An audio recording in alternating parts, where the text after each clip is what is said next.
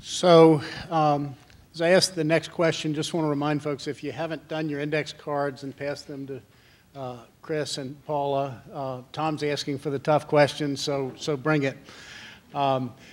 So while we are creating an option-based portfolio and making sure we don't do the herd instinct, because that does never end well, there is, as you referred to, a debate about the utility business model and death spiral. So here's the thesis. What people say is that as distributed generation like rooftop solar goes, people will secede from the grid.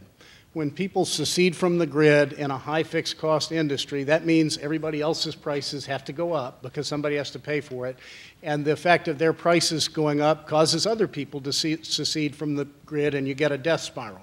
There are three views on this. One view is that words like death spiral, I think I've heard the term Sharknado, mortal threat, that there could be a little bit of hype in this, and if you're in the trade press, it's fun to write about, but there's no. A second theory that it is real, and the business gearing and fundamentals are going to change, and then there's a third theory that this is an opportunity and an option for industry. So with that as the backdrop, three questions.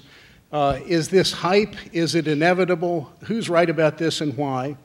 What changes are possible, and what should utilities do now? So it's hype. There's no death spiral. There will always be an infrastructure part of the energy business in America.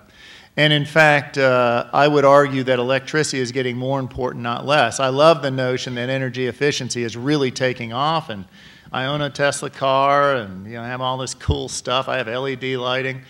You know, those of you in marketing, you should get the notion that if you can make a product more efficient, cheaper, more available, that rises its availability to be consumed. And I think when you think about the power of electricity, excuse the pun, and the notion that you can displace other nastier forms of energy, when you think about all the goofy devices that we carry around, boy, I think the future of electricity is fantastic, number one. So there is a demand that I think will continue to grow.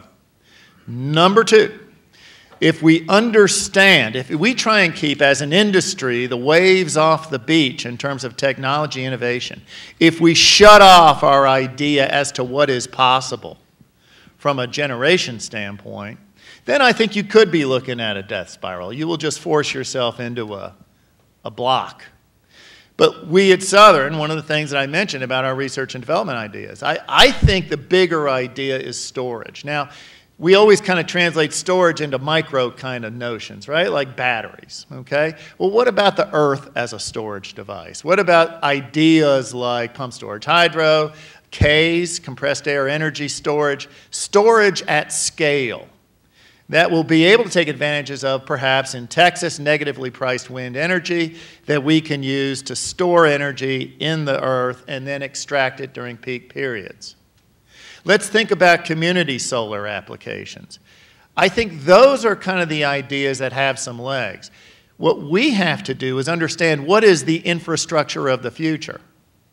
And I think that really goes to this idea that we have of beyond the meter, storage, renewable, distributed generation, combined heat and light, HVAC, the Internet of Things being driven by a server in a home.